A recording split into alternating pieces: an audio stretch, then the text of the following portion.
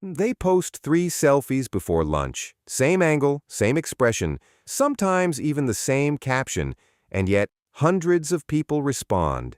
Every time, you've probably rolled your eyes, maybe even judged them. But here's what almost no one considers. The person doing it likely isn't thinking about you at all. They're managing something much older, much more internal. And the phone is just the tool. What's actually happening inside the mind of someone who posts constantly? The answer is more precise and more uncomfortable than you'd expect. Before we decode this, let's be precise about what we're not doing.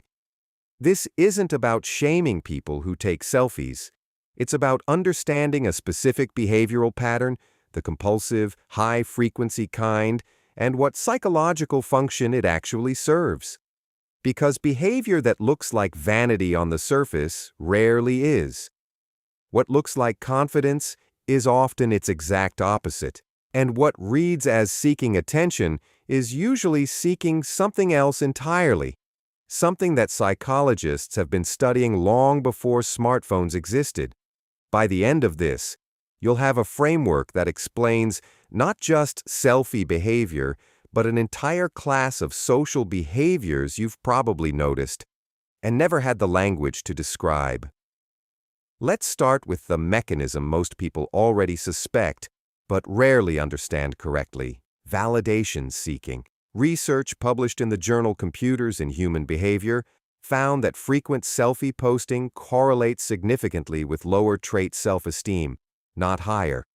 The people who post most often are not, on average, more confident. They are more dependent on external feedback to feel stable about themselves.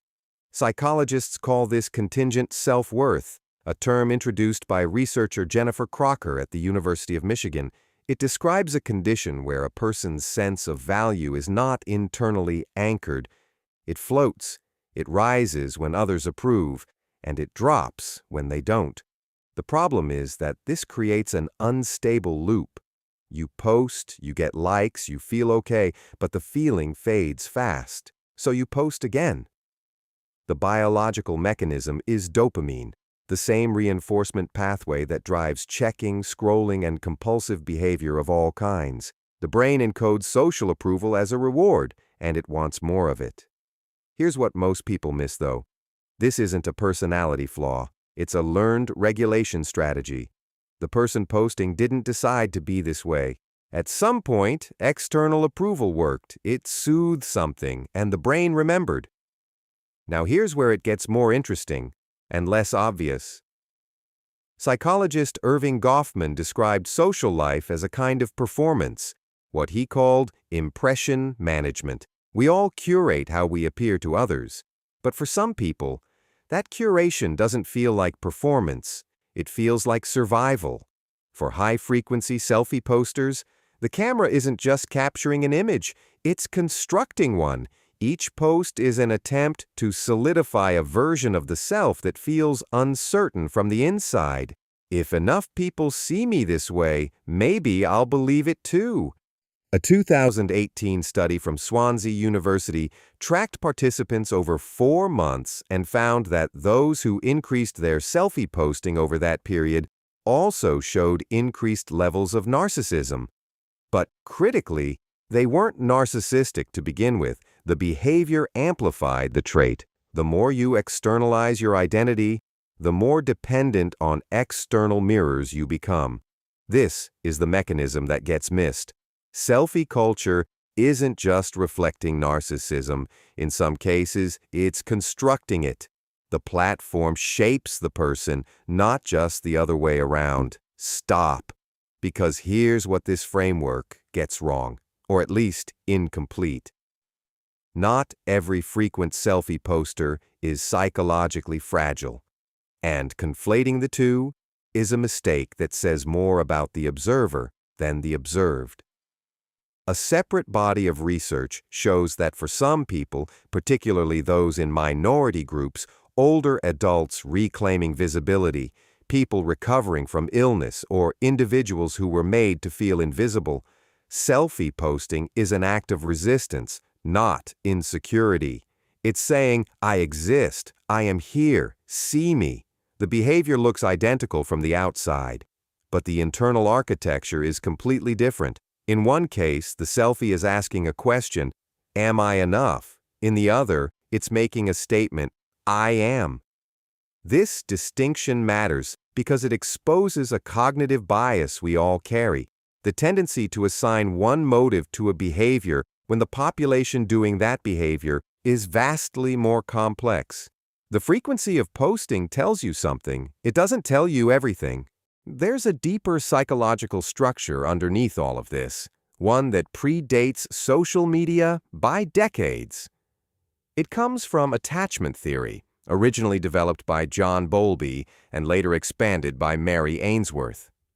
Attachment theory tells us that humans develop internal models of relationships early in life. If your early caregivers were consistently responsive, if approval and love felt reliably available, you developed what's called a secure attachment style. You internalized the feeling of being valued. You carry it with you. You don't need to keep asking for it. But if approval was inconsistent, available sometimes, withdrawn at others, something else develops. An anxious attachment style, a hypervigilance around social approval, a constant low-level scanning for signs of acceptance or rejection. And in that context, a platform that delivers instant, quantified social feedback isn't just entertaining, it's regulating. It's filling a gap that was carved out long before the algorithm existed. This is why the behavior is so resistant to logic. You can't tell someone with anxious attachment to just stop caring what people think. The need isn't cognitive, it's structural. It was wired in before conscious thought had much say in the matter. What social media did was give that old need a new delivery mechanism, and a devastatingly efficient one. So let's return to where we started. That person posting 3 selfies before lunch, same angle, same caption, hundreds of responses. What you're looking at isn't vanity. It's a regulation system. It's a person managing an internal state, uncertainty about their own worth, using the most socially available tool they have. Whether that's driven by contingent self-esteem, identity construction, anxious attachment, or something more defiant and self-affirming entirely, the behavior makes sense once you see the function it's serving. Understanding this doesn't mean approving of the compulsive parts of it. It doesn't mean the behavior is harmless. Research does suggest that over-reliance on external validation has long-term costs, reduced resilience, increased social anxiety, diminished intrinsic identity. But it does mean that judgment is, in most cases, the least useful response. What you're seeing isn't weakness of character. It's a coping strategy that someone built and hasn't yet found reason to replace. If you found this precise, or if it reframed something you'd noticed but couldn't name, that's exactly the kind of insight we build here on this channel. Subscribe if you want more of it. And leave a comment. Have you ever caught yourself doing this, even slightly? Next time, we're going into something you'll find even closer to home, the psychology of people who go completely silent when they're overwhelmed, and why the ones who love them most often have no idea what's actually happening.